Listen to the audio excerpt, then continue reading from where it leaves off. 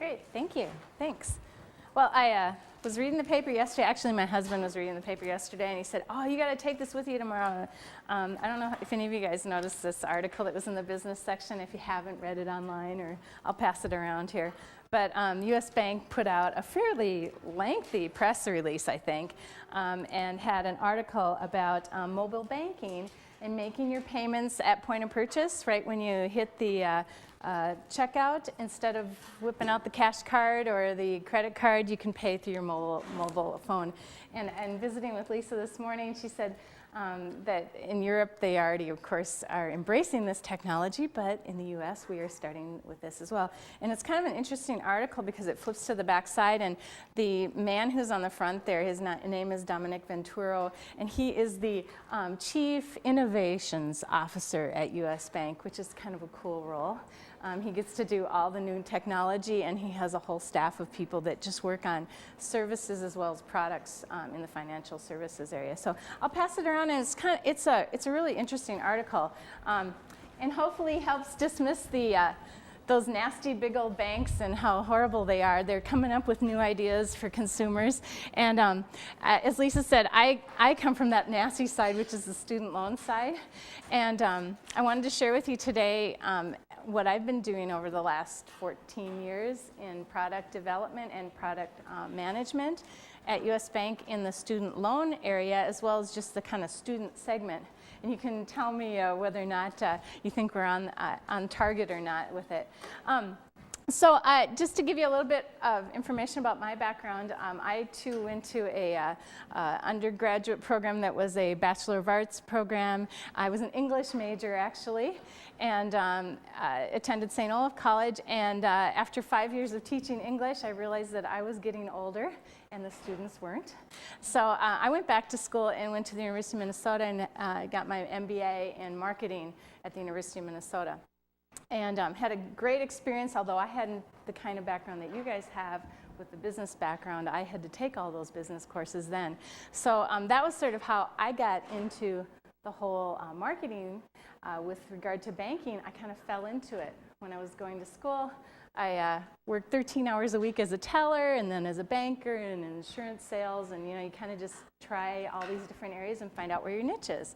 So I wouldn't dissuade any of you from, if you're going into an area that you're not sure if it's for you, take whatever you can get. I think the market right now kind of says you probably want to do that, get your foot in the door, and then see where you fit in with the niche. So that's sort of my background, and I've stuck with it, so I must have liked it. And at the end of the presentation, share a little bit with you what I like about product marketing and see if that kind of fits with what you're looking at. So first off, I want to share with you something I caught on the internet when I was preparing these slides. I remembered all the textbooks in graduate school, and they always were talking about the 4 Ps, and it didn't really make a whole lot of sense to me. But as I was preparing this presentation, I kept coming back to these.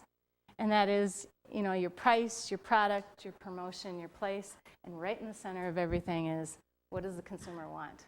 What's the need? What's the question? What are they trying to do better? And what do they need that we can provide for them? And so I kept coming back to that, and then that outside the circle area, those factors, or those influencers, how important those are and how they can either make or break you when you're doing a product launch. So you got the culture, your economy, things we don't have control over the economy for the most part, regulatory issues like the law, technology, and competition. Some of those we have some control over, some we don't have any control over, and you're kind of at the mercy of those. So keep those in mind as we're sort of talking through product development and product marketing. And feel free, if you have questions, feel free to just raise your hand and I will stop talking. So I heard that you've been working on branding and what does brand image and all that sort of, what does it mean? And U.S. Bank, as many of you are probably familiar with, if you're from the Midwest or probably west of the Mississippi, including some states in Ohio and Illinois, has a pretty good brand name and a pretty good brand recognition. And just to give you a little history, the bank, actually that name came from U.S. Bank in Portland, Oregon, about 150 some years ago. It is the only bank that has a congressional charter to let it use the name United States, so it's really United States Bank. And I think when all these different mergers and acquisitions happened, they kept that name because it had that kind of history behind it. I don't know, do any of you know what some of the previous names of U.S. Bank were? Do you remember? Some of you guys were probably pretty young when the first mergers occurred. First Bank, does that name ring a bell to any of you? First Bank? First Star Bank? Some of the ones you wouldn't recognize are like Colorado National. There's a whole bunch of banks that, as they were acquired or merged, came under the umbrella of U.S. Bank. And I have the logo up there, and I'm probably misusing it right now because there's all sorts of rules that we have about how it should be displayed. But I thought I'd kind of share with you a little bit how they came up with that logo. My sister likes to call it the bank with the bad logo. I don't know about that, but or my husband calls it Us Bank. But in essence, the name and the logo are kind of synonymous, as you all have probably discussed with like Coca-Cola and some of the great brand names out there. Hopefully this name will stick and that logo will stick for a long time. If I were using this properly, and you'll see this on a lot of materials, the U.S. Bank name usually sits on the top left-hand corner or the bottom right, rarely in the middle of the page like that. You guys probably watch sports on Sunday. You'll see the halftime report. They use the U.S. Bank logo, and it's kind of, it draws your attention to some degree. It's behind the scenes. It's how they use their branding money. There's a lot of dollars that are dropped when they want to just get the logo out there. They're not selling product. They're just trying to get the name out there. So, there's a lot of rules of when it should be used, where it should be used. There's even a rule about zone of interference, and that is that within, I think it's the measurement of the B, you should never have anything, text or anything around it. That's how picky they are about how the logo should be used. Sometimes you see it stacked, but not very often. It's usually just straight like that. So that's the name U.S. Bank, and I'm in the little niche here, which is the student loan world, and I wanted to share with you a product that we came up with about, I think it was 3 or 4 years ago, called Direct Ed, and I wanted some feedback from you as to what does that connote to you? What do you think of when you hear the word or the name Direct Ed? Any thoughts? Sure. Education, yep. And we're trying to tie it to that, yep. Ed actually was personified. I'll show you Ed's face here in a little bit too. And Direct Ed had to do with, obviously, student loans and education. The word direct is very important too. It had to do with how we were going to deliver the product. So hopefully they tied together. Not terribly creative, but kind of got the point across from the get-go. And we'll show you how Direct Ed, the life of Direct Ed as we go along here. So when we came up with Direct Ed, and we tried to answer a need, and the need was, and many of you maybe can relate to this, when you apply for financial aid, it's kind of a hassle. I'm thinking your mom and dad maybe felt it was that way too, or maybe you did when you were applying. You had paperwork to fill out, you had to provide a lot of financial information, you had to probably include your tax information. And so we knew from feedback that people thought applying for loans was kind of a hassle. And we were getting that kind of feedback. And so sometimes people said, yeah, it's a hassle, and I don't ever get the money when I need it, when my school says I need to have it there. So that was sort of our need. So we identified that need, and we tried then to kind of review what our strengths and weaknesses, opportunities and threats are. Are you guys familiar with the SWOT, that term? Okay. And we really do practice that. So one of our strengths with regard to this new product need was we have a lot of experience at U.S. Bank with direct marketing of all kinds. really a whole team of people, a whole division that just does that. And we're really good at it. I mean, we can send out stuff all the time and get good feedback and get good application numbers and actual booked accounts. So we're really good at that, and we can move things pretty quickly. Weaknesses. Well, we had a couple. One was that we were going to have to work with a third-party servicer. So this is kind of getting down to your channel idea here. Our third-party servicer was not US Bank. It was a separate company that was offering up their services and saying, hey, we got this really great loan product. Take it off the shelf. You give it whatever name you want, but we'll do all the financials underneath it, meaning we're going to do all the underwriting. It's a prepackaged deal. We just hand it to you, and you guys market the heck out of it, okay? So we knew that was kind of a weakness to have to work with a third party. And I don't know about you, but in Minnesota, we don't always believe everything we hear. And the third party we were working with was not a Midwestern company. They were really fast movers. They wanted us to make a deal real fast. And in fact, I won't be too critical, but they were an Eastern company, and they were hard sale. You know, they really pushed it hard. And I probably am I'm the skeptic, and I was very concerned about that and shared that, but we also had senior management that said, you're going to go forward with this product, you know, we believe in it, our CEO is on the same board with theirs, you know, we're going to move forward. So we knew that that was probably not something we had to be too concerned about. The other weakness was we already had, and many of you probably have, different kinds of student loans. We had 8 products at that time. So we had a whole full suite of different kinds of student loans for different needs. So why would we want to add another one? You know, this is a 9th product. Oh boy, that's a lot to manage. So that was another weakness, thinking, not sure about that. We might end up cannibalizing those other loans. What if we just, the volume we were getting here gets stolen by the new volume? You know, it's like, oh, we might be just, you know, kind of rebalancing our portfolio, and that's not what we want to do. We want new loans. So that was a weakness. Then opportunities, as I said, this is a third-party servicer. We don't get, you know, we don't have the hassle of processing it. We don't have to keep the loans on our books, but they're going to be doing all the servicing. So it's kind of an opportunity. There is a key one here, though, that's that last note. The loan was guaranteed. And do you guys know what I'm speaking to when I say that the loan is guaranteed? You ever heard that term? Some of you finance folks will know what that is. No? If you have like a bank product and you want to cover your risk, you buy insurance for it, saying, okay, you know, 10% of the people are going to default on this loan. I want insurance to cover that. So if I take the loss on the loan, I want insurance. So that's what a loan guarantee is. Kind of like in mortgages. Federal government does a lot of loan guarantees for mortgages, same deal. So we knew this was a guaranteed product. Sweet, that means our risk is really low.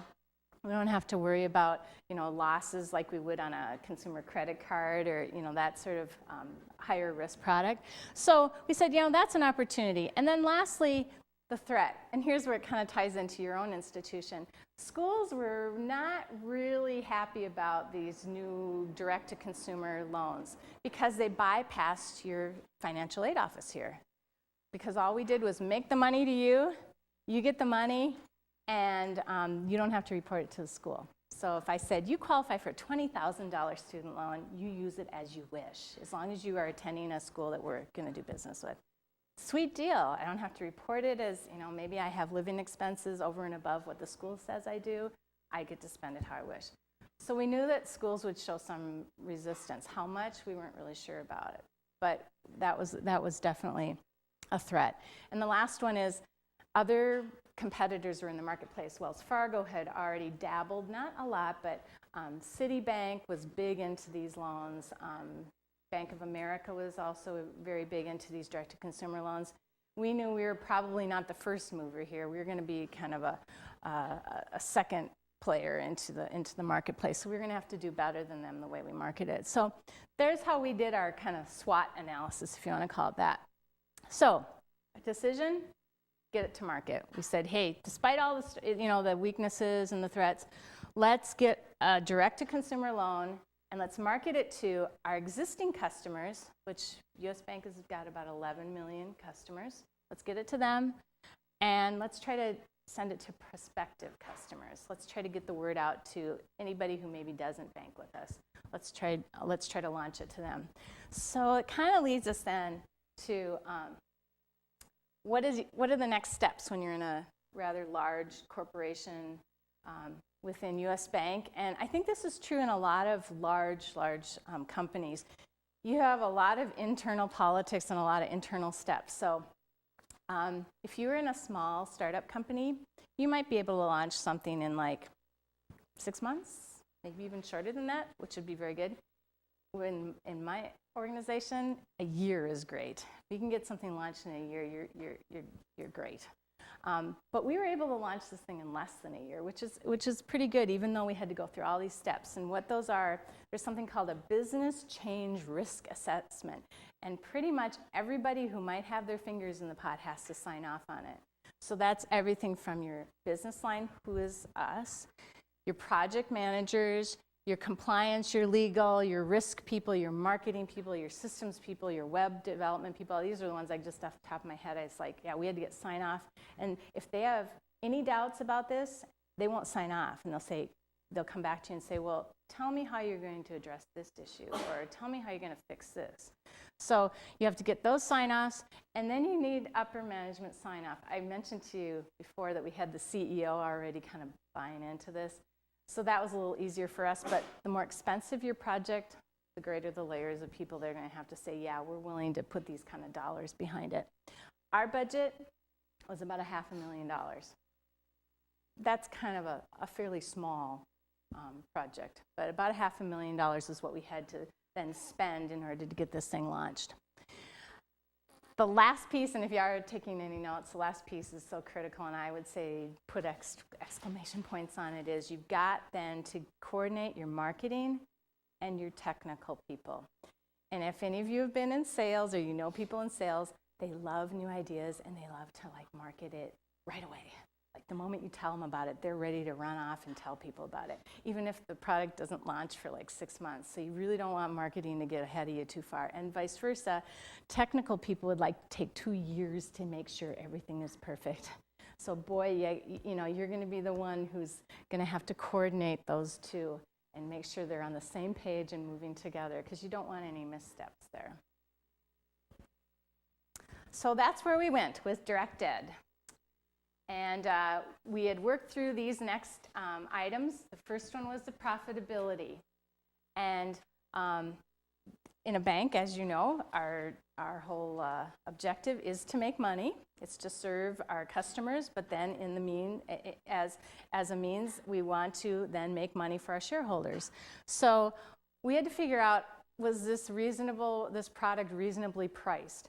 And when I say that is what's the interest rate we're setting it at, and what can we actually where can we get our funding?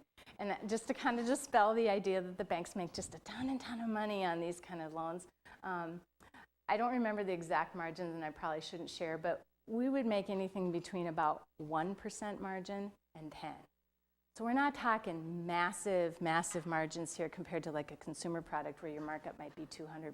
My husband is in sales on a consumer product, and he sees 200% markups on some things. We're talking here 1% and maybe upwards to 9 or 10% in terms of your margin. So you got to make a lot of loans if you're only going to make 1 or 2% on those loans. You got to make a lot of them. So that was something we had to consider. And then the next one I have is it short-term or long-term kind of profit? Are you making your money for the next year, 2 years, 3 years? That's fairly short-term. Are you going to keep these loans, and are they going to be on the books for 5, 10? For some of you who go on in school, you might have student loans on the books for 20 years, 25 years maybe. So you have to kind of determine that. This product, we were looking at short-term window. We wanted to make our money and move on.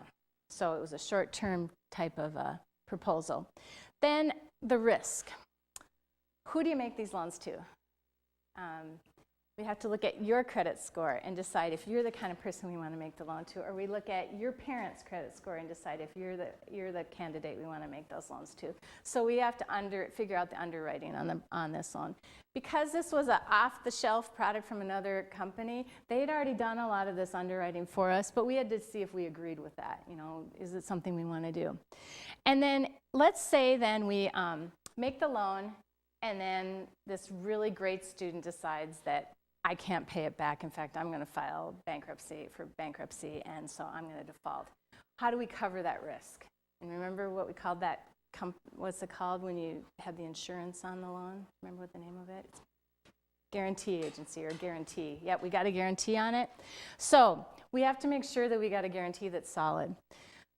Then market pressures, things you don't always have control over. Student loans, as you probably imagine, because I bet if we surveyed you all, if you have a student loan or you know somebody who does, they have them from all different kinds of places. They're commodities. Price is everything. You know, you've got a student loan from Wells Fargo, or a student loan from the federal government, or a student loan from U.S. Bank, or from Citibank. They're all going to be the same, other than probably their pricing. So it's a commodity. What are you gonna do to differentiate it? So I think those are all things you had to consider too. Questions on any of that so far? Okay. So we launched DirectEd. We had two things we had to do. First, we had to get internally people up to speed on what it was. They had to know what the product was. If customer service got a phone call, they'd have to know what this thing was. They'd have to explain how you go to apply, where do you apply, what information do you need to provide. We needed our salespeople to be able to explain it to the schools, which was not going to be an easy sales pitch, because we already know the schools might not be thrilled about it. Internal bulletins on the inside of the bank, we need to make sure that if you walked into a branch, bank, they'd know what this was. You know, it's kind of, sometimes you have turnover in branches of 40%, so you got to keep training people internally. And just make sure that everyone is aware of what you're doing, and that's no small feat. You got to have a fair amount of people, and you have to have really good marketing plans ready to execute, and enough people to execute them. So we get all that information out there. We send out emails and direct mails and press releases just to get the word out there. And then we have to work with that sales channel and even do more. If you look at training as being the number one item, and I really believe that, is you have to not only train them about the features of the product, but what are the benefits? And I highlighted that because, you know, it's one thing to say, yes, this product has 20 features and they're all great. Well, what does that mean to you as a customer? One of the features might be that it's all online. What's the benefit to that? No paper, right? The customer says, it's fast and easy and I can do it at 12 midnight and it doesn't matter, I can submit it and it'll get processed right then. So there's benefits that you really want to train all your folks on, not just the features. Weekly, we held sales calls with our customer service and our sales reps and asked them for what they're hearing when they go out to visit you guys at the colleges, or they are visiting with people on the phone, or parents call in or students call in. What are they saying? What are their complaints? What are the things they can't stand about the way you're servicing the loan? Or why are they mad? Or why are they happy? And you know what's really cool is that people who are happy with your service actually mail in like little notes and say, oh, this service was superb. And you know, you want to also share that, like, what are we doing right, not just what we're doing wrong. So we did that weekly to gather input too on how things were going with the product. Channel input, we communicated with that third-party servicer, the one that I didn't necessarily think knew what I was a little concerned about them. I thought they were a hard sell.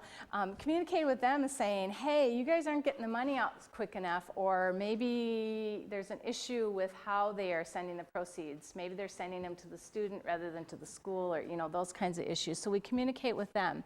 We also surveyed schools, and we continue to do that. Your college financial aid office gets on the hook for surveys every once in a while, asking for their feedback. Not so much on the consumer side, but we have over the years done some consumer surveys as well. And then listen. Listen to what they're saying and then try to come up with a solution. So one of the things I think when Lisa and I were visiting this morning was financial services.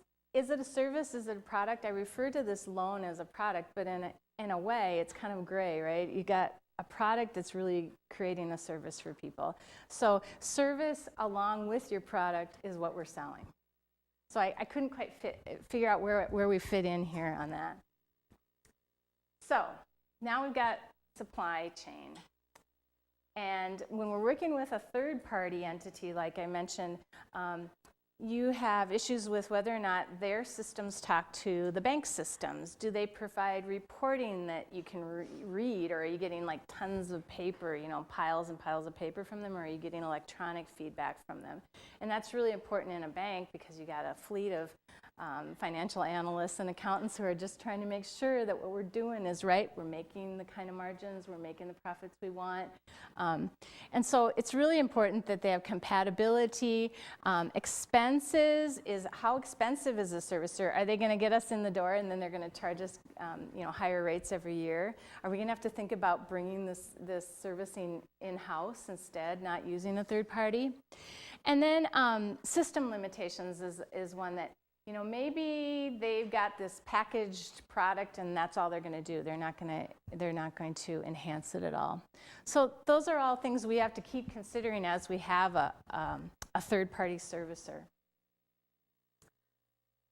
And now we get to the promotion and the strategies. How are we going to make this thing? How are we going to get it to sell? And how are we going to get the information out to our existing customers as well as our prospects? And I wanted to share with you, one of our programs that we started many years ago. It was an internet scholarship program about 14 years ago when the web was just kind of new. And people were starting to get the idea, hey, if we get more people interested in like contests or programs, you can get a lot of email addresses, you can get a lot of information about people, and you can then cross-sell or sell other products to them. And not to say that this wasn't a good program just because people got free money and scholarships for college, but it also generated hundreds of thousands of email addresses that we could then have really good qualified prospects like yourself. We started with high school seniors when they were first indicating that they're going to go to college. And now we've actually expanded it to college students too, because we want your email addresses as well. And they can apply. It takes 5 minutes to apply. They really do have the opportunity to win. I think this one says 30, but I think it's $41,000 scholarships now. And so it was a good way to really get qualified leads for our cross-sell as well as when we're doing new products like direct ed. So that, in itself sounds like, big deal, $40,000. But if you think about it, we spent about $50,000, $60,000 to launch it, and you end up with 125,000 leads every year. A certain percentage of those actually turn into loans. You spend $60,000, you probably book over $5 million in loans. It's a really good investment, really quick. And if you think about it, it's kind of on automatic pilot when it's on the web. You don't have to do a whole lot of changes each year. So if you are still looking for scholarship money, I think it's out there right now. Again, we use it. We have an ulterior motive, but it's also there to get your name out there so students know that you are marketing to them and you have a product for them. So here's all these different promotional strategies. The first one I have at the top of the list is probably the primary one we've used, but all the way down the line, the different strategies have been used. And so I have 3 direct mail strategies we use for direct ed. And I want you to look at each of them, and I want you to think about which one you would choose, because there's 3 of them. Here's the first one. This was actually a pizza box. For real. It was like a manufactured pizza box that was sent through the mail. And this is a little bit simplified because it really looked like a pizza when you opened it. It was kind of cute. And we did about a third of the direct mailings went out this way.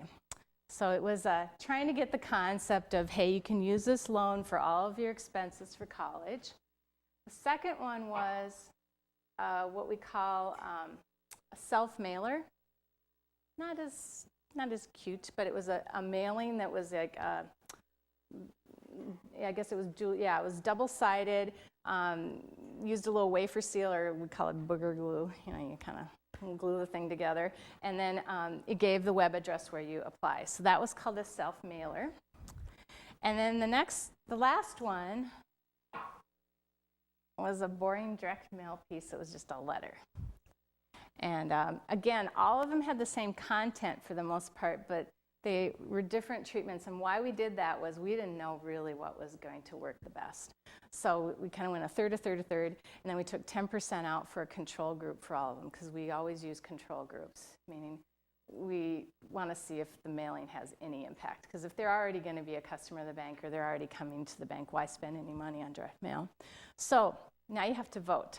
You have to decide which one was most effective. 1, which was the pizza box, 2, the self-mailer, or 3, the letter. How many say 1? Oh, go ahead. Yeah. Good question. It was sent to home address. So it wouldn't be to your college address. So how many say 1? Okay. All right, it's about half of you. How many say 2, that was the self-mailer? 1? How many say 3, the letter? Okay, about half. Must be the afternoon brilliance or something. 3 to 1, the boring letter was the most effective piece. And I think you hit right on the money there. It went to the home address. If your mom and dad got a pizza box in the mail, what would they do with it? Yeah, they'd pitch it. It was like not cute, yes, expensive, yes, but really not effective. I think the advertisers convinced us that time. We had an agency that really was like, oh, we got to do something different. And I'm like, yeah, but it's a lot of money. And funny enough, the second mailing we did was this type of, we changed it a little bit, but it was a straightforward mailing. And again, 3 to 1 is just hands down, that's the effective way. And even though it's boring, I think that too, remember the brand issues? It looked a little bit more bank-like. And we've even found even more boring letters that look really official are even better without even any kind of a banner or graphics, because people have an expectation of what their solid banking institution is, and pizza boxes probably aren't that. So we tried and we found out, and we learned from it, and then we practiced it. So when we do mailings, and I want to sort of start this around here, I have lots of samples of different kinds of mailings, and I think you might find it interesting. We also want to cross-sell not just your student loan, but we want to cross-sell other products, other bank products. And we don't use the word cross-sell at U.S. Bank. We call it deepen the relationship. So we're deepening the relationship. And there's a really good reason for that. I think it was, a couple of years ago, there was an article in the Star Tribune. The CEO of Wells Fargo said, if you're a customer of Wells Fargo, we want you to have 11 bank relationships. 11? Like, how many bank accounts can you have? But when you start thinking about it, you guys probably, some of you have a student loan. Many of you have a credit card. Probably have a checking account, maybe a debit card, maybe an auto loan, soon to probably have a home mortgage, probably an insurance product, might have a CD, might have an IRA. If you start counting, you will probably lead down the path to 11 products. Why do they want all those products? Besides, yes, you make some margin on all those products. There's another reason. How many of you have ever switched banks? Anybody? A couple of you? How did that go? Was it easy? And why was that? The bank would be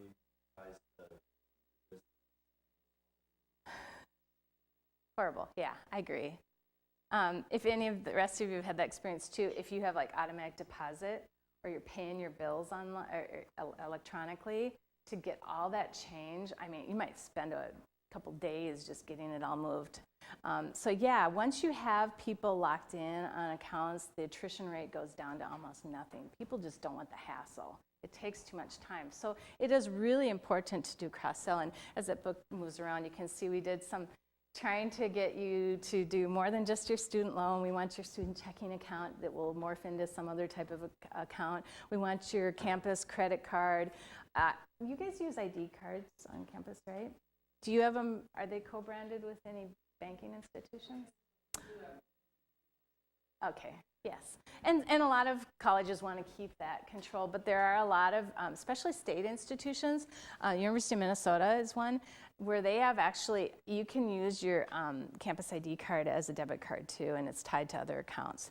And you might even be able to use it through their vending systems. I mean, it gets really sophisticated, and we want that. I mean, that broader relationship, very profitable, as well as keeps you coming back even after you finish your college experience. So cross-sell is really important, and value-added types of things. How many of you have a credit card right now? Quite a few, okay. When you got your credit card, did you just get it because you wanted a credit card, or did you get it for the rewards? You just needed a card. Rewards? Build your credit, okay. So you used it because you wanted to establish your credit. That's a very wise way to do it. Rewards is also a very big driver. Everybody wants those rewards. US Bank, I think, has like, I don't know, 60-some cards. From a Harley-Davidson card to your straightforward Flex Perks card to, American Dental Association card. I mean, you name it, they got it. REI. And funny enough, too, they need product managers for all those different cards, too, and product development people. So if you're thinking, that'd be a career track, it's a good one, and it's a very, very large portion of the bank's interest. So keep that in mind, that value-added, or what we call affinity programs, are really important. Question?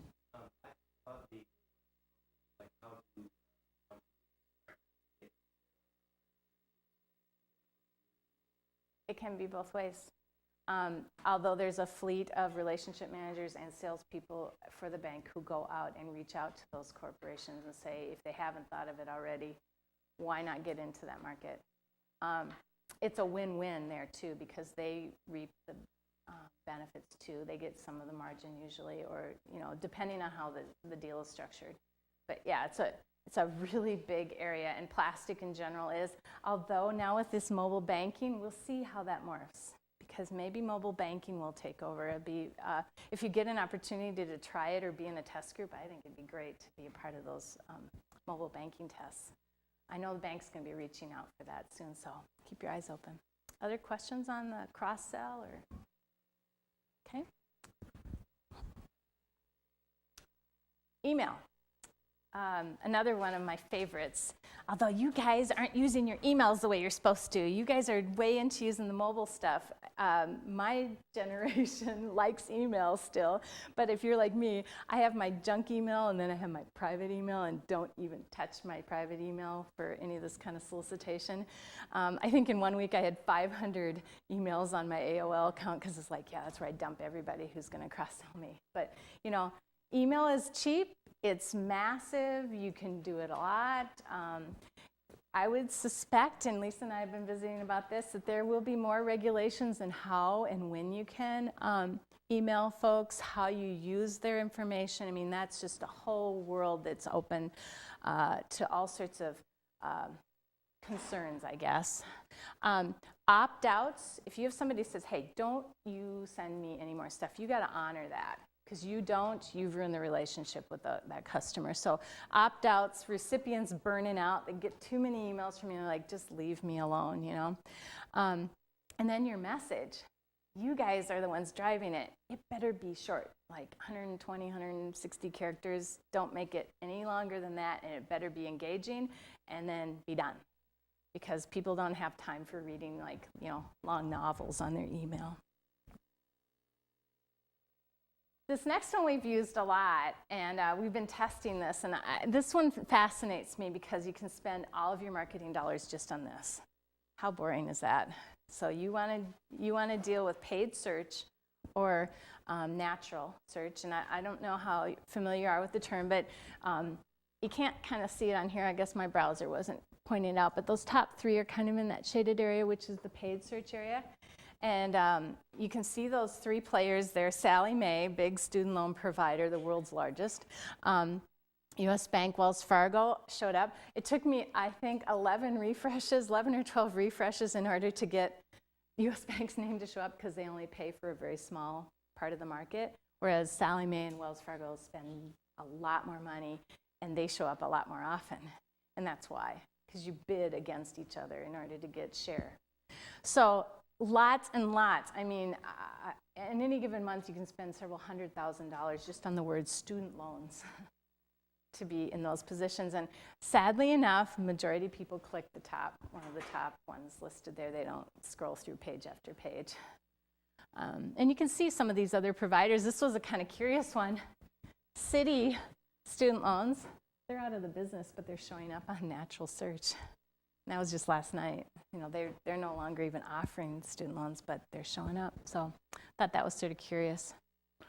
But again, that whole area is going to morph. Google has got the tremendous amount of share. Yahoo, much less. Maybe Bing will catch up, but this is where a lot of the dollars for paid search are being spent, is on Google's site. Wish we all would have bought stock there about 5 or 6 years ago.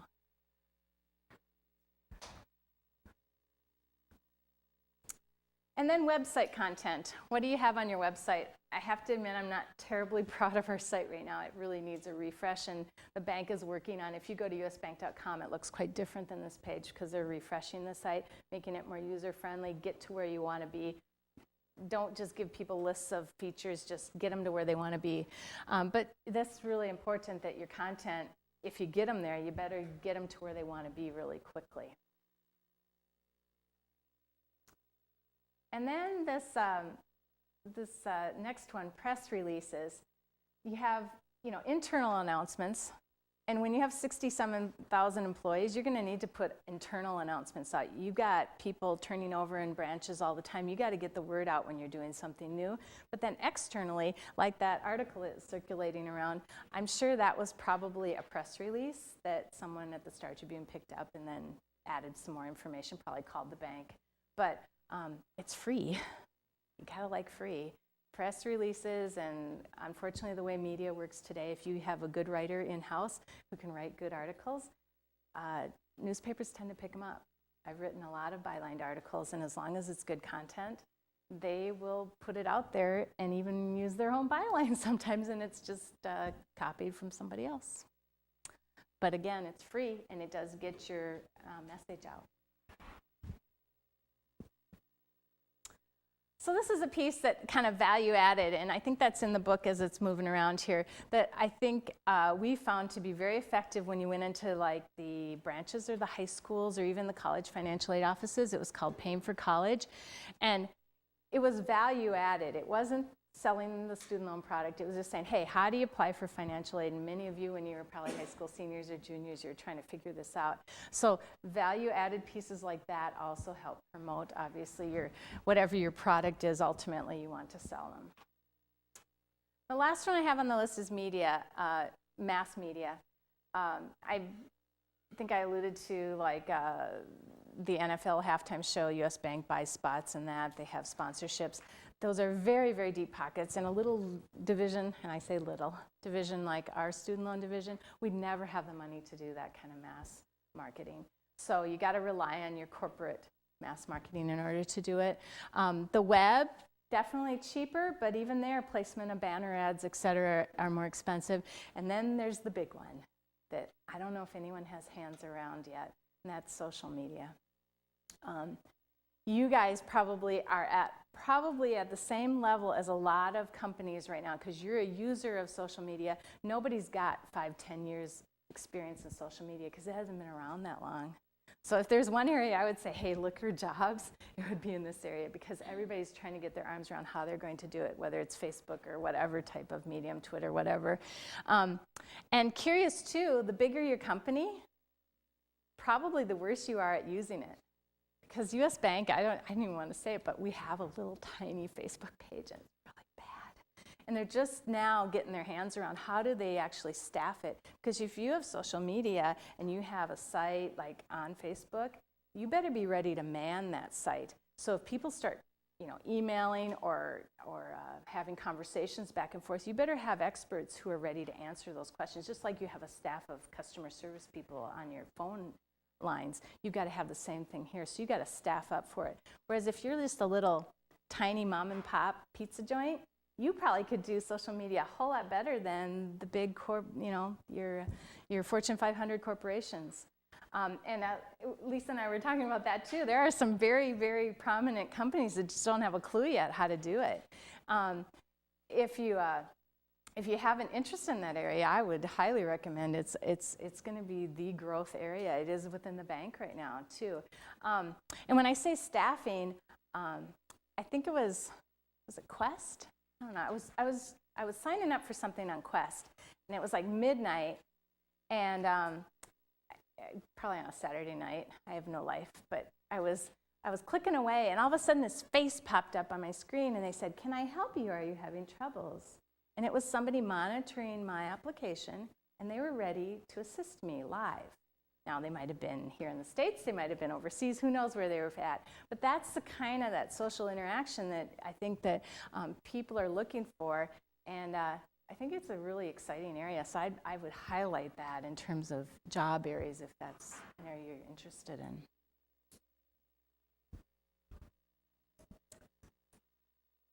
And now we get to, I think, the section that Lisa asked, a whole product lifestyle and the product life cycle and failed products. And Direct Ed, I have to share with you, did kicked off. We had success. We booked about 50-some million in loans in 17 months, which is great for a new product startup. And then we killed it. And there were a lot of reasons why we killed it. But primary one I have up there is channel failure. Remember we had that concern about the third party that we were working with? The guarantee agency, that was that loan guarantee, they filed for, I don't know which one it is, Chapter 11, 7, I'm not sure which one, but they filed for bankruptcy. Thus, we lost the guarantee. Now we're stuck with all of these loans that were really risky because we don't even today yet know how many of them are going to go into default. So we lost that, which is very scary for a bank to have riskier loans on the books, as you probably have been reading about. Also, Direct Ed was not very well received by the college financial aid offices. They really didn't like the idea of us doing an end around, meaning not going through them to certify the loan, to make sure it's the right amount to be giving to the students. So they too were starting to take us off their preferred lender list because they said, until you get rid of that product, you're not going to be on our list for other loan products. So we again, that was a miscue on our part. As all of us, I think, are aware, the secondary loan market crashed. Many of you heard about the mortgage crisis. There's this little student loan crisis there, too, where there are no secondary markets to buy loans. You know how mortgages kind of get packaged up and sold? Same thing happened with student loans, but there's no one to buy them. So all of a sudden, you got 50-some million of Direct Ed loans that are sitting there that you don't have anyone to purchase. Remember we said we wanted this to be a short-term product? No longer. They're sitting there now for probably an extended period of time. And then lastly, I would imagine that most of you, if you have a federal student loan, you got it through the direct loan program through the federal government. I think quite a few years ago, St. John's and St. Ben's, a couple of years ago, went that route. So if you had to borrow, or your parents did, they probably borrowed through what's called the direct loan program. And that pretty much wrote all the banks out of the picture. There's a little niche left for these private loans, but for the most part, we didn't have any control over it, but they were nationalized, and so it's gone. So your market then kind of dries up too. So as I said, about 17 months, and Direct Ed was gone. Last kind of comment about end of life is, besides, you can't make money on those loans anymore, or that you are now turning from a short-term product to a long-term product, there's you have to consider when you're winding down these products whether or not they have a short tail or a long tail. And with Direct Ed, it was fairly short because we could just turn it off. We just said, nope, sorry, you go out to our website, we no longer offer that product, done. We'll process all the loans that are in the queue, but no new loans. Whereas the federal loans, they have kind of a longer tail, so we're kind of still in the business even though we've been out of the business for like a year and a half. So those loans hang with you a lot longer. So in any kind of product, you're probably going to have some that are sort of short tail where you can get into the business and get out of the business fast. You have others that are going to stay with you for a long time. So we had a little bit of both.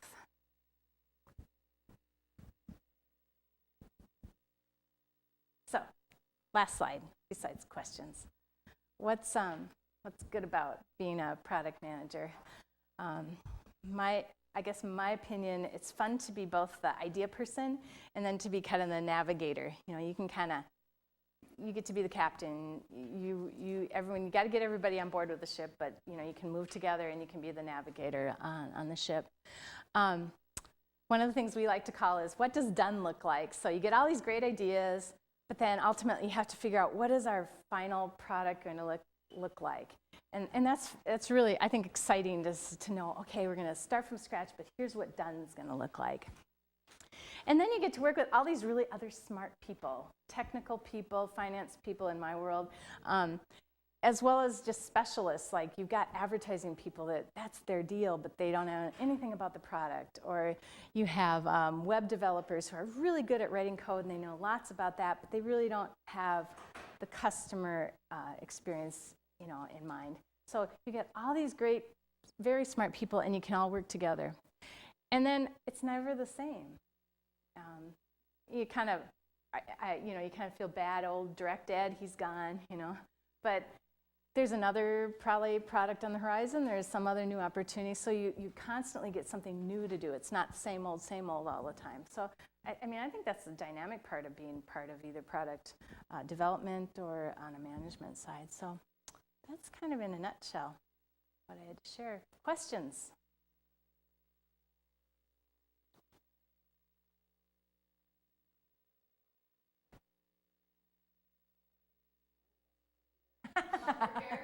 It's after lunch. Yeah. Do you think if it wasn't a financial meltdown that this program?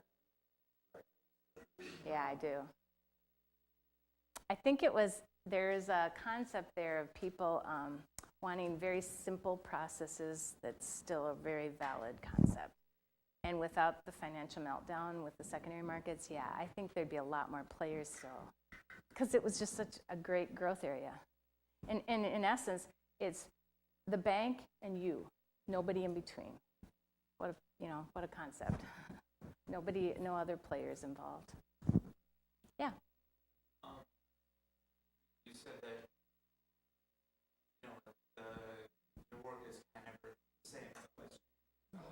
Sounds like it's always pleasant. You do look forward to it. Yeah. So when something happens, is it still pleasant to go to work, or are those days comfort at home? Good question. Yeah, and you kick yourself for not. You are one person, part of a team, so it's not all democracy. And you say, geez, if we just listen to our gut feelings, there's a certain amount of art. There's definitely science to it, but there's a lot of art to it. And if the longer you do it, I think you probably have a better feel for that. Yeah, those days are tough when you have to switch partners, when you have to get to like a different servicer, you're moving systems. You as a product manager get involved in that as well, whether you like it or not. That's part of your job too. But it's never the same. That's the good thing. Yeah. Here's my question.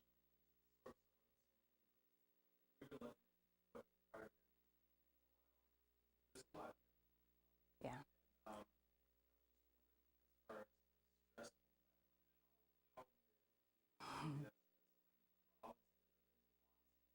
Yeah. Well, and the reality is you might take the heat too when the decision is not made correctly. If you do your due diligence and you lay it out, and that back to that SWOT analysis, I hate using that term, but you're looking at all the different things that could happen, and then you get the buy-in from all the senior managers. That helps buffer it a little bit.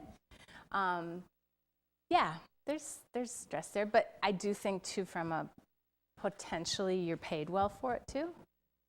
depending on the organization you're with, and you are I think someone said you have high visibility. You do, because you deal with so many groups, you are known by a lot of folks too.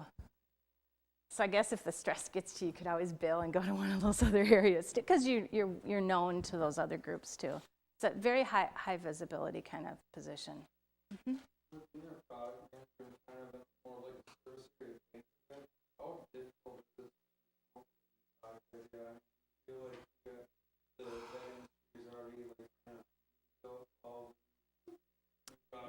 I think they're facing this commodity issue at least with the products. These services like the one that was in the newspaper, now you're starting to go into areas that they haven't really ventured into. Products, a checking account is a checking account is a checking account, for real. And student loans are really the same thing too. Yes, but they're transferable skills. I really believe that financial services, product manager could easily transfer over. And I'd be interesting when you're all done with all your speakers, see if you guys think that the skills from the different speakers you had are transferable to the different industries. I'm going to lay odds they are, because when I was hired, I think I shared with the morning class, my only experience in product management other than getting an education in that area, I worked on the launch of the Honeycrisp apple, which is the Minnesota's apple. And so I was like, I'm going from apples to student loans. I don't know if there's a relationship here. But, there were some things. We had to write out the same kind of project plan, work with third-party vendors, the whole bit. So there's skills that I think you can use both ways. I would agree that there's not you guys are yes, right. It is different. You're talking about tons of you have to deal with manufacturing and stuff. A lot of the planning and business cases, just dealing with the Right. That's their skill set. Right. So I think a lot.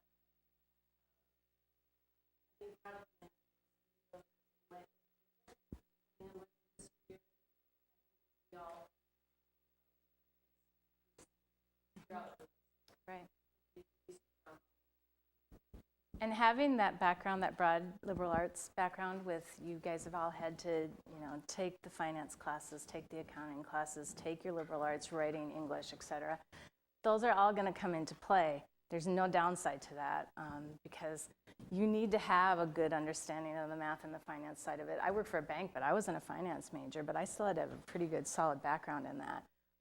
Likewise, I was an English major. I still need to be able to write up a project plan and try to help with creative copy so it makes some sense, So yeah, those are, I think you're in a really good position because of the background that you all have too, and that you're getting. Yeah. Where do you work? They're moving. Riverbank Center in St. Paul, which is kind of the very corner of St. Paul. And they're moving over to Richfield, right across from Best Buy. If you go to 494 and 495 35W, there's a very large Meridian Center, and you'll see a big U.S. Bank sign there, and that's where the 1,500 people are going to be moving to.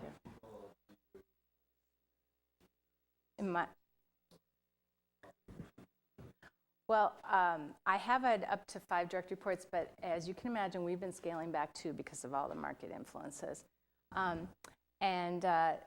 Boy, on any given project, like on direct ed, I bet we had 15 people working on that project in some aspect of it, whether that be web or finance. And they're not there for the whole project. They're for periods of time. Like the finance people get involved on the front end, then they probably go away, and then when reporting comes back in, they'll be back involved in looking at how it's performing. Yeah, probably about 15 people, over a dozen. Yeah.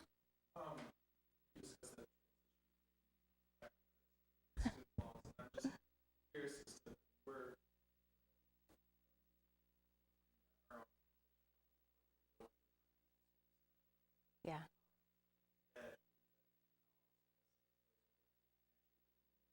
Right.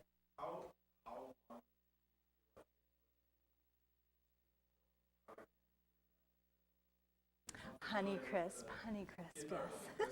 That's all right. To become familiar with the student loans portion of finance. Yeah. How would that? And that's also a good question, because I didn't know a whole lot about, other than I had my own student loans to pay off, which many of you probably do too. I started in the sales side.